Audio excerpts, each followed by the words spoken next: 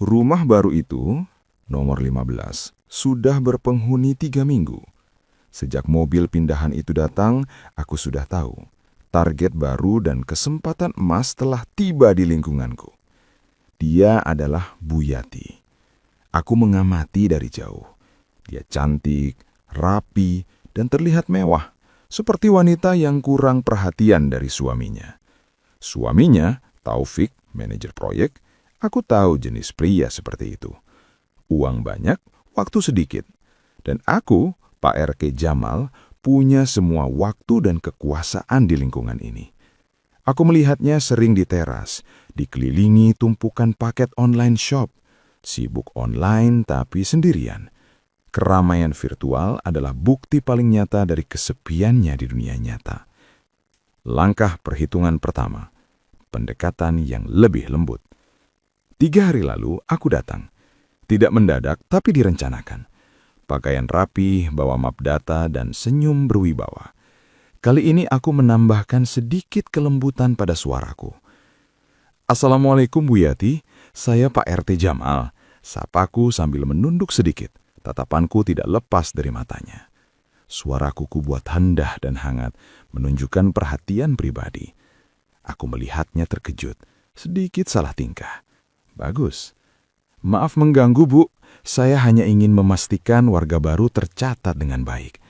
Tapi saya lihat Bu Yati sibuk sekali dengan paket-paket ini. Tanyaku lembut. Saya dengar Ibu bekerja untuk online shop besar. Wanita yang mandiri dan cerdas ya. Pujian yang tepat sasaran. Saat dia menjelaskan pekerjaannya dan bilang suaminya sering dinas, aku tahu aku menang. Dunia online memang ramai, Bu. Tapi jangan sampai kesepian di dunia nyata. Kalau ada paket besar yang susah diangkat atau ada masalah apapun, jangan ragu hubungi saya.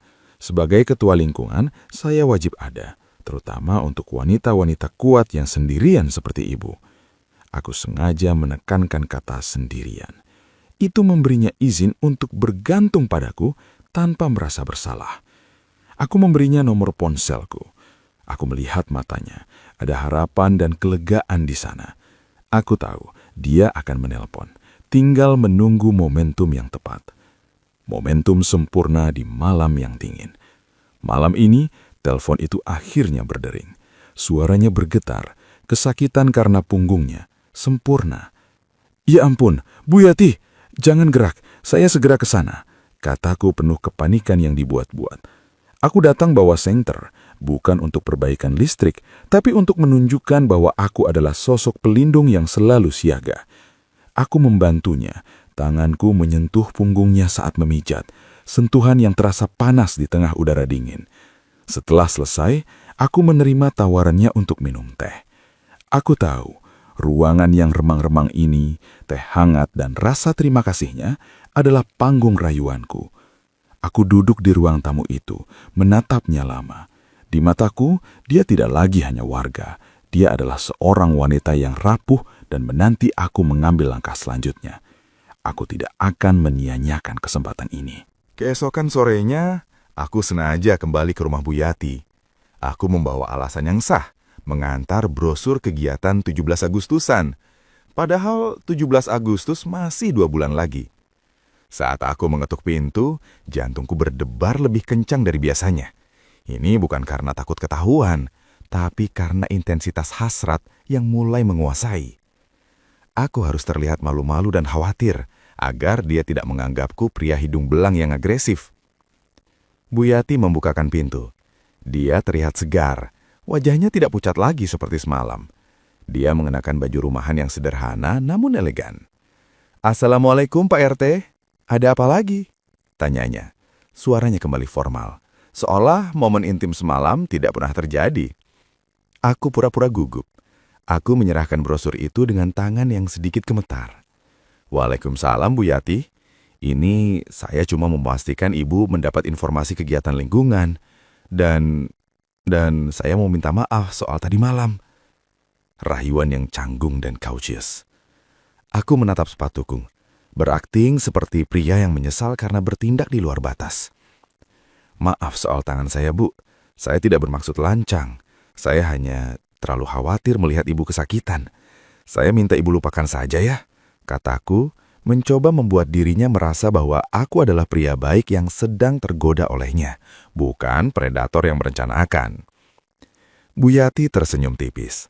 Senyumnya seperti perisai yang dingin. Tidak apa-apa Pak RT, saya maklumi.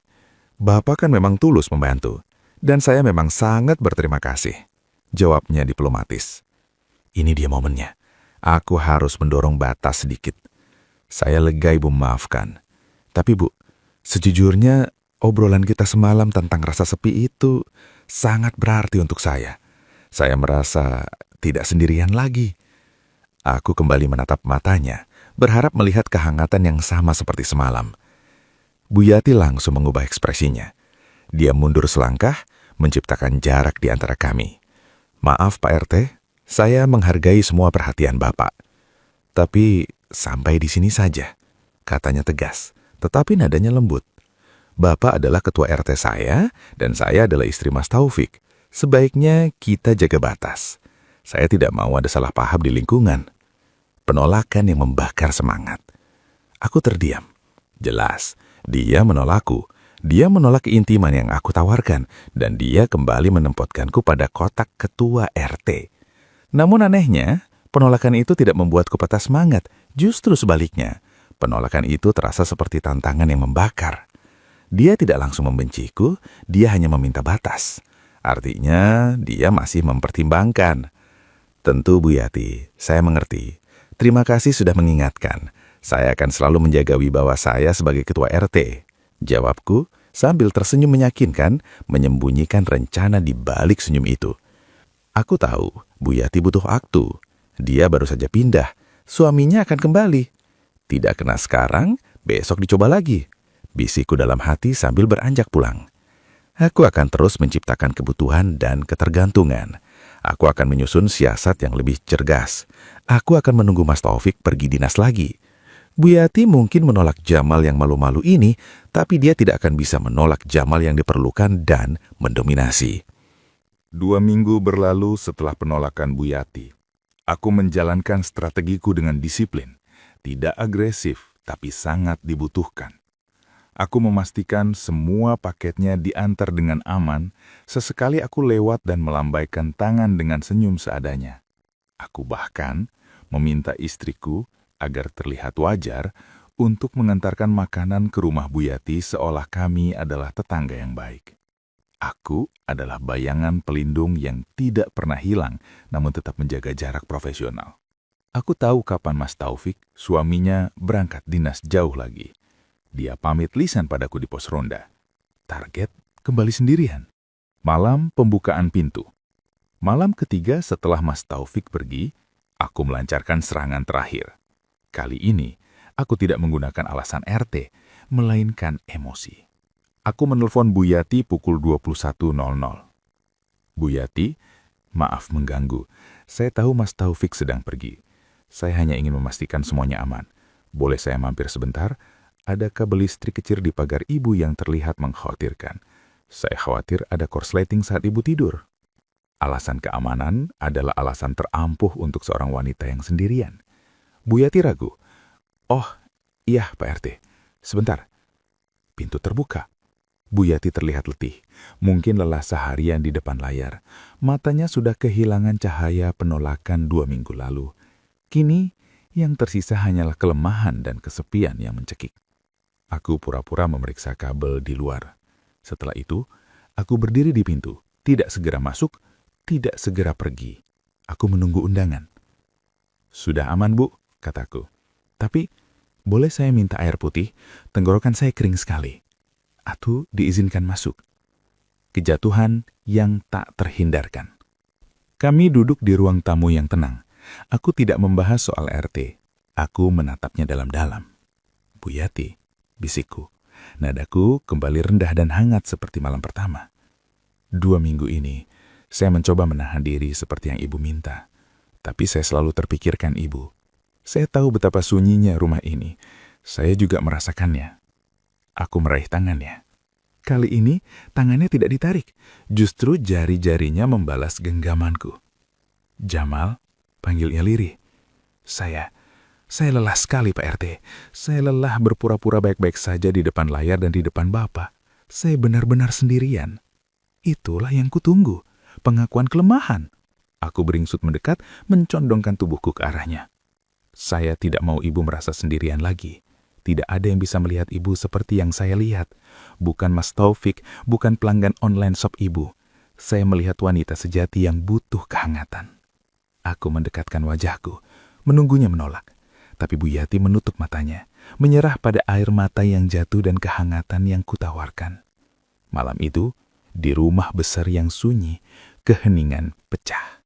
Bu Yati akhirnya jatuh ke dalam rayuanku. Dia menukar kesepiannya dengan sentuhan terlarang yang ditawarkan oleh penguasa lingkungan itu. Aku tersenyum puas dalam hati. Aku berhasil. Kekuasaanku sebagai RT telah memberiku akses tak terbatas, dan kelemahan Bu Yati menjadi kuncinya. Setelah malam itu, dinding pertahanan Bu Yati runtuh total. Hubungan kami tidak hanya berlanjut, tetapi juga menjadi rutinitas terlarang. Aku tidak perlu lagi menciptakan alasan palsu seperti kabel korsleting atau brosur 17-an. Cukup dengan mengirim pesan singkat, "Nomor 15, malam ini aman?" Dan jawaban Bu Yati selalu sama. "Tunggu sebentar, Jamal." Ia mengejutkan, Bu Yati tidak lagi hanya menjadi korban kesepian. Dia mulai berinisiatif, bahkan terlihat menikmati kekuasaan rahasia yang ia miliki. Jadwal dinas adalah jadwal kami. Bu Yati tidak pernah lagi menunggu aku bertanya tentang jadwal suaminya. Kini, setiap kali Mas Taufik merencanakan dinas luar kota yang jauh dan lama, Bu Yati adalah orang pertama yang memberitahuku. Pesan itu datang seperti kode rahasia yang kami pahami berdua. "Mas Taufik ke Kalimantan, 2 minggu, hari Minggu malam." Dia memberitahuku jadwal kebebasannya dan jadwal pertemuanku dengannya. Dia telah mengintegrasikan hubungan terlarang kami ke dalam ritme hidup rumah tangganya yang kosong. Hubungan ini menjadi pekerjaan sampingan yang dia lakukan saat Mas Taufik sibuk dengan proyeknya. Kini, Bu Yati tidak lagi membutuhkan seorang ketua RT yang berwibawa. Dia membutuhkan Jamal yang pengertian, yang mampu memberinya perhatian fisik dan emosional yang tidak bisa diberikan oleh layar laptop atau suaminya yang sibuk. Kekuasaan dan ketergantungan baru. Obsesiku terhadapnya semakin menguat karena dia kini mencariku. Aku merasa seperti dewa yang ditunggu-tunggu kedatangannya, bukan hanya di lingkungan, tapi juga di hati Bu Yati. Saat aku berada di rumahnya, semua formalitas hilang. Kami bicara tentang betapa kosongnya hidup kami masing-masing di balik topeng. Bu Yati mengaku bahwa saat dia sibuk melayani pelanggan online shopnya di siang hari, pikirannya hanya terfokus pada kapan malam akan tiba dan kapan aku akan datang. "Aku tidak bisa tidur, Jamal, kalau aku tahu kamu hanya di rumah sebelah," bisiknya suatu malam. Aku tersenyum puas. Aku berhasil mengubah penolakan halusnya menjadi ketergantungan yang intim. Aku sudah menjadi pecandu kekuasaan terlarang, dan dia adalah pecandu perhatian rahasia. Kami berdua terjebak dalam kehidupan ganda yang kami ciptakan sendiri. Aku selalu ada untuknya, dan dia kini selalu memastikan aku tahu kapan dia paling membutuhkan kehadiranku. Aku adalah ketua RT di mata lingkungan, dan aku adalah suami rahasia Bu Yati di balik pintu nomor 15. Hubungan kami kini berjalan di atas rel yang sangat licin. Kami tidak lagi merasa bersalah. Kami berdua telah terjerumus begitu dalam ke dalam dunia ganda yang kami ciptakan. Saat Bu Yati memberitahuku bahwa Mas Taufik akan pergi 2 minggu, kami merayakan momen itu, bukan dengan rasa takut, tetapi dengan sukacita terlarang. Jari-jarinya di ponsel tidak lagi mengirim balasan paket kepada pelanggan, melainkan pesan-pesan yang menanyakan detail kedatanganku. Aku tahu, aku sebagai ketua RT seharusnya menjaga moral lingkungan. Aku tahu Bu Yati sebagai istri seharusnya menjaga sumpah pernikahannya. Namun di dalam rumah nomor 15 yang sunyi, semua aturan sosial dan moral itu terasa tidak relevan. Yang ada hanyalah kebutuhan dan rasa memiliki yang intens. Keintiman dan kealpaan. Kami semakin ceroboh. Aku tidak lagi menggunakan senter atau alasan palsu. Aku datang dan pergi dengan mobilku di tengah malam, berharap tidak ada tetangga iseng yang begadang. Aku memanfaatkan kekuasaanku sebagai RT. Siapa yang berani mempertanyakan kegiatan ketua RT di tengah malam? Bu Yati pun demikian. dia mulai meninggalkan jejak-jejak kecil yang berpotensi menjadi bencana. Satu malam saat kami sedang minum teh di dapur, aku melihat sebuah notes di meja kerjanya. Tulisannya, jadwal kirim paket dan meeting dengan J. Dia tidak menulis Jamal, dia hanya menulis J. Hati-hati Yati, kataku, meski suaraku terdengar penuh gairah alih-alih peringatan. Kamu semakin berani. Bu Yati hanya tertawa, tawa yang penuh resiko. Kenapa harus takut, Jamal? Aku aman, kan? Kamu yang punya kuasa di sini. Lagi pula Mas Taufik tidak akan pernah tahu. Dia terlalu sibuk dengan proyeknya. Kami sama-sama naif. Kami telah masuk ke dunia yang begitu dalam dan berbahaya, di mana satu kesalahan kecil, satu tetangga yang melihat, satu pesan yang salah kirim, satu notes yang ditemukan bisa menghancurkan kehidupan kami berdua. Namun di tengah semua bahaya itu, kami memilih untuk tidak peduli. Kesenangan terlarang dan pengisi kekosongan ini terasa terlalu manis untuk dihentikan. Kami tahu, cepat atau lambat, konsekuensi itu akan datang. Mungkin tinggal tunggu waktu saja. Tapi saat ini, kami hanya ingin menikmati detik-detik saat kami adalah suami istri rahasia. Penguasa malam di lingkungan yang tenang ini. Kami tahu ini akan terjadi. Kami mengabaikan bahaya, dan kini bahaya itu datang. Itu dimulai dari bisik-bisik. Aku mulai merasakan tatapan aneh saat memimpin rapat RT. Tatapan yang bukan lagi hormat, tapi kecurigaan. Tetangga di samping rumah Bu Yati, Bu Ida, yang dikenal sangat suka bergosip, mulai sering menyiram tanaman saat mobilku parkir dekat rumah Bu Yati di malam hari. Satu malam, aku sedang berjalan keluar dari rumah Bu Yati sekitar pukul 11:30. Aku melihat bayangan di balik tirai rumah Bu Ida. Panik mendadak menjalari seluruh tubuhku. Aku bukan lagi ketua RT yang berwibawa. Aku hanyalah pria yang ketakutan. Ancaman di kotak surat. Keesokan harinya, di kotak surat rumahku ada amplop tanpa nama. Di dalamnya ada satu lembar kertas dengan tulisan tangan yang kasar. Pak RT yang terhormat, apakah tugas Bapak di malam hari hanya untuk mengurus rumah nomor 15? Kami akan bicara di rapat warga mendadak. Semua selesai. Kekuasaanku sebagai RT, topeng wibawaku, dan kehidupanku yang nyaman, semuanya akan hancur dalam satu malam rapat warga.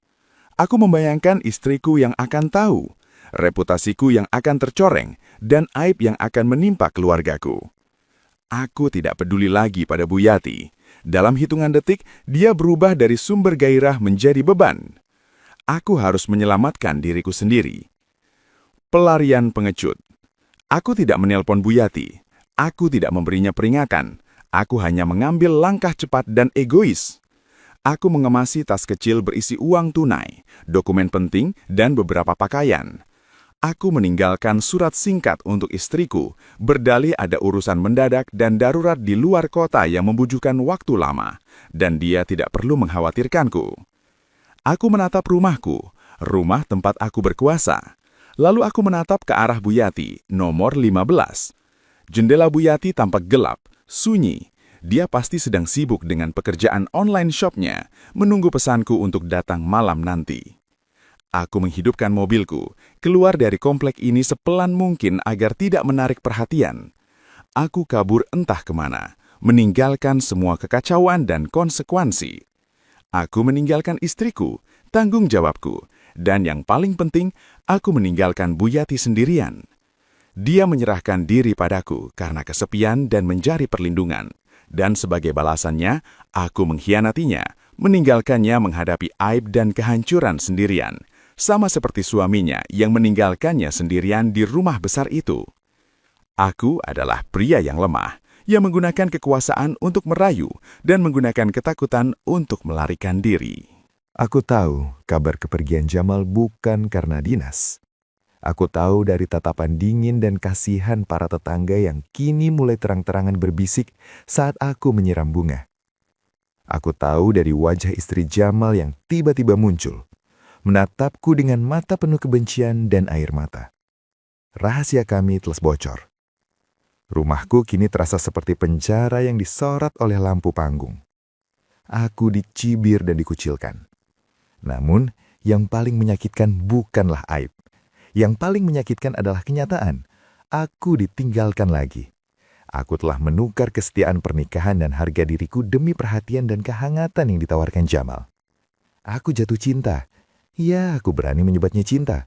Meskipun itu adalah jenis cinta yang lahir dari kelemahan dan obsesi. Aku mencintai caranya membuatku merasa terlihat di tengah keheningan, meskipun cara itu kotor dan terlarang. Pilihan tragis Bu Yati. Jamal memilih melarikan diri untuk menyelamatkan wibawa dan asetnya. Dia meninggalkan semua konsekuensi padaku. Ketika Mas Taufik kembali dari dinas, aku tidak menyembunyikan apapun. Aku menghadapi aib itu. Kami bertengkar hebat. Tapi pada akhirnya, Mas Taufik tidak bisa meninggalkan aku. Bukan karena cinta yang mendalam, tapi karena reputasi dan malu di lingkungannya. Kami tetap bersama. Aku tetap menjadi karyawan online shop yang sibuk di depan layar. Mas Taufik kembali disibukkan oleh dinas-dinasnya. Aku kembali ke rutinitas. Rumah besar yang sepi, tumpukan paket, dan layar laptop yang ramai. Namun, kini ada perbedaan. Ketika suamiku pergi dinas, aku tidak lagi merasakan kesepian yang mencekik. Aku hanya merasakan kekosongan yang dingin. Aku sudah tahu betapa gelapnya dunia tanpa perhatian, dan aku sudah tahu betapa berbahayanya jika mencari perhatian itu pada pria yang salah. Aku menerima nasibku. Aku memilih kesepian yang abadi ini sebagai hukuman. Aku akan selamanya berada di rumah nomor 15, aman dari ancaman lingkungan, aman dari Jamal, tetapi terperangkap dalam kenangan akan cinta tragis yang pernah memberiku kehangatan selama 2 minggu. Aku telah jatuh ke dalam rayuan penguasa lingkungan, dan meskipun ia pergi, rasa terlarang itu tetap menjadi bayangan yang menghantuiku setiap malam sunyi. Inilah akhir dari kisah rayuan sang penguasa lingkungan. Jamal memilih melarikan diri tetapi meninggalkan luka mendalam bagi Bu Yati. Apakah ini adalah akhir yang adil bagi mereka yang bermain api dengan kekuasaan dan kesepian? Kisah ini membuktikan, dalam romansa ekstrim, terkadang yang pergi adalah sang pengecut, meninggalkan sang pemuja yang patah hati untuk selamanya menjadi tawanan cinta tragis. Jangan lewatkan episode kisah romantis kami selanjutnya, yang akan mengungkap kisah cinta terlarang, unik, dan ekstrim lainnya. Klik tombol subscribe dan notification bell agar Anda tidak ketinggalan.